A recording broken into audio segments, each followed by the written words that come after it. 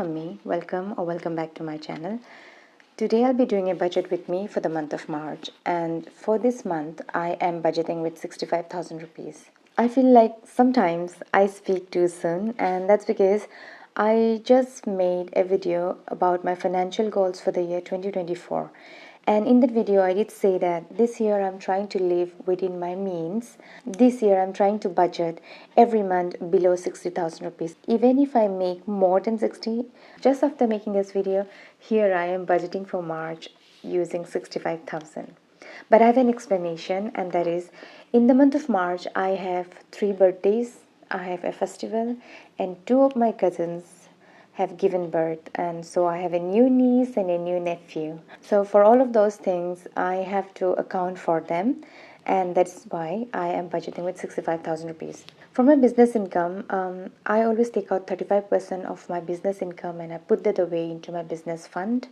I have a separate savings bank account for my business. I keep saying that. That's because I have to fund for my business. I have to pay the rent, pay my employees, and there are other expenses that I have to bear for my business to run smoothly. So I have a separate bank account for that, and I used to share my business income before, but now I don't share it online anymore, and that's because I would like to keep some things to myself. A little bit of privacy actually helps. So after I take out the 35%, whatever income that's left from my business, from that I have taken out 32,800 this month, and I keep the rest of the amount as a buffer amount in my checking account. My checking account is in State Bank of India. My work salary also gets credited in that account.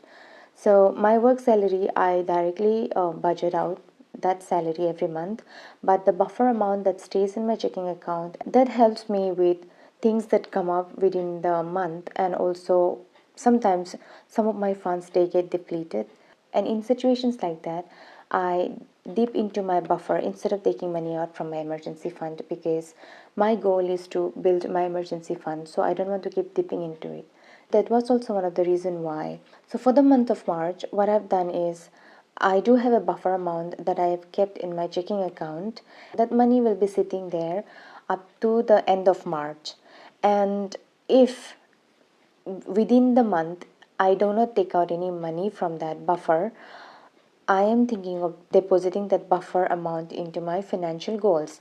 Right now I am working on paying off my LIC loan, so that money, that buffer money, will go into my LIC fund in the end of March. So that's my plan as of now. Let's see if that works or not, because we can never say when it comes to anything in life. We can never say. So now let's come to the budgeting part.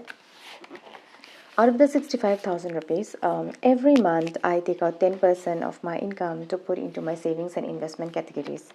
So I've already taken out everything here. So 10% of 65,000 rupees is 6,500 rupees.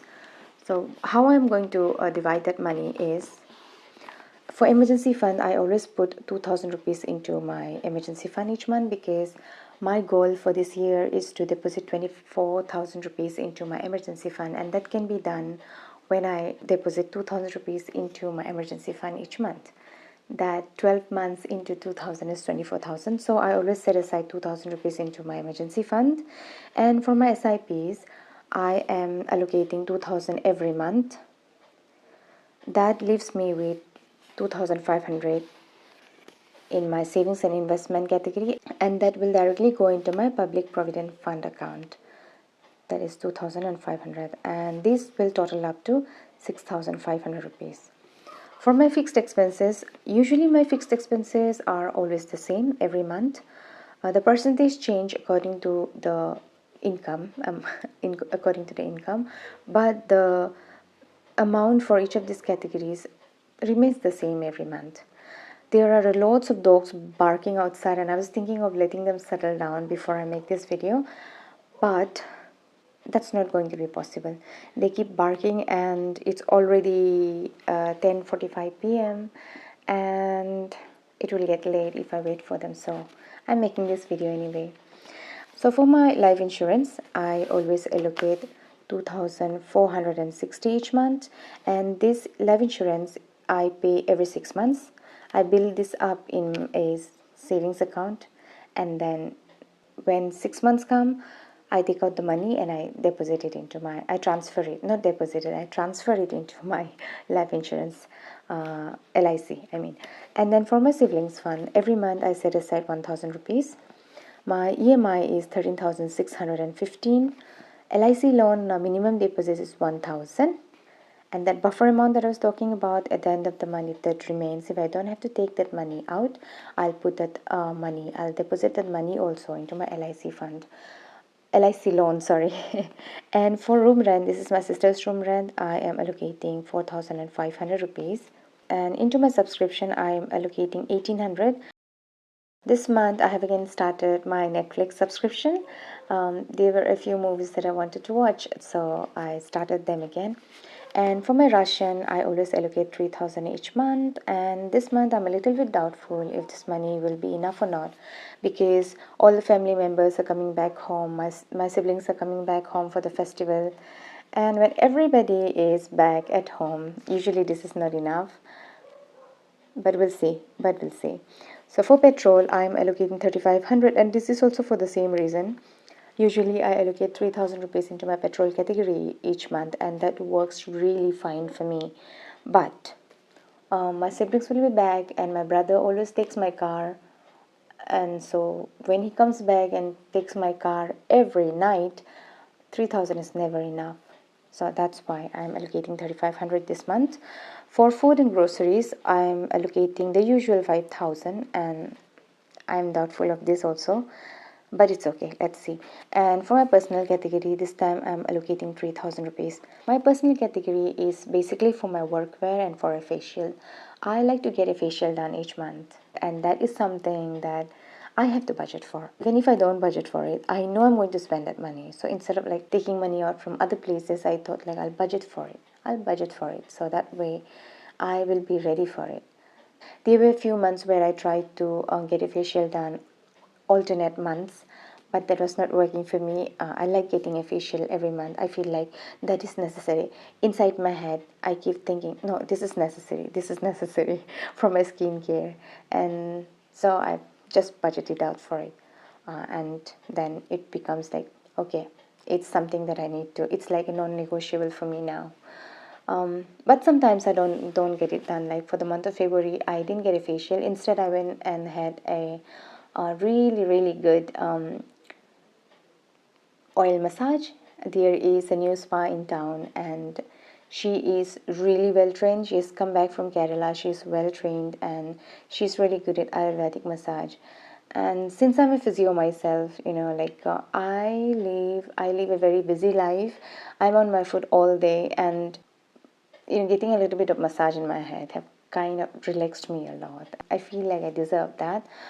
And when I add all this up, I've already added it before. So when I add all this up, I have 38,875 rupees.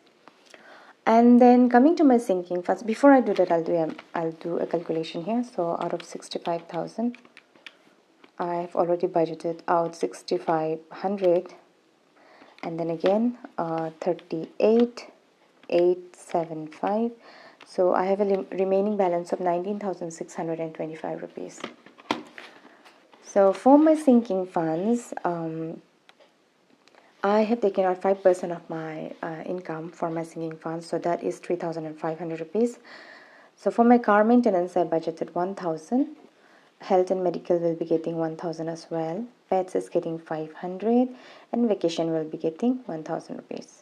I am saving up for my vacation this year very sincerely, because last year we had a family trip planned out in the month of October, and then I was doubtful that we'd be going or not, but eventually me and my siblings, we went. That was the best thing that I did for myself in 2023. And during that trip, I promised to myself that every year I'll be going on the trip, at least one trip, because it was really rejuvenating for me. And I feel like, why have I never went on the trip like that? Because I feel like you don't have to go to a very far off place. Right now I am thinking of exploring my own state, exploring the nearby places, and that's why I'm saving up money. I will be going on a trip this year as well, even if it's not very far away. I have a place in my mind. I don't know when I'll be going, but I'll be going. And then now coming to my guilt-free spending, I have allocated 26% of my income into my guilt-free spending this month. And that adds up to 16,125 rupees. Let's see if I minus, this was how much? 3,500. So yeah, 16,125 rupees. So the guilt-free spending, I have directly categorized it. Eating out will be getting 1,500. I always allocate 1,500 and this is fine. I'm trying not to eat out very much. I only eat out when I have, like when I don't have time to come back home for lunch or when I'm hungry. Only that is the only time when I go out to eat. And then there is a birthday, and for that birthday I'm allocating 1,500, and the birthday number 2 also I'm allocating 1,500. And for the festivities I have allocated 3,000 rupees. Miscellaneous will be getting the remaining amount, that is 1,500 minus 1,500 minus 3,000. So I have a remaining amount of 8,625. I did say that there were 3 birthdays and 2 deliveries. So 1 birthday and both of those 2 delivery expenses will be going from the miscellaneous category. I hope this money will be enough. I hope that I don't have to dip into that buffer category. I don't want to be dipping into that because I really want to focus on my LIC loan. But it's okay. In the month of April, hopefully I can go back to budgeting below 60,000. I want to live within my means. I don't want to be spending more than I earn. And I looked into the calendar, and in the month of April I don't have any birthdays, and also there are no festivals there. So hopefully April will be a good month, but it's too early to say. So yeah, this is the budget for the month of March. I hope this works out fine for me. Thank you so much if you're still here watching. I hope to see you in my next video. Until then, take care and bye-bye.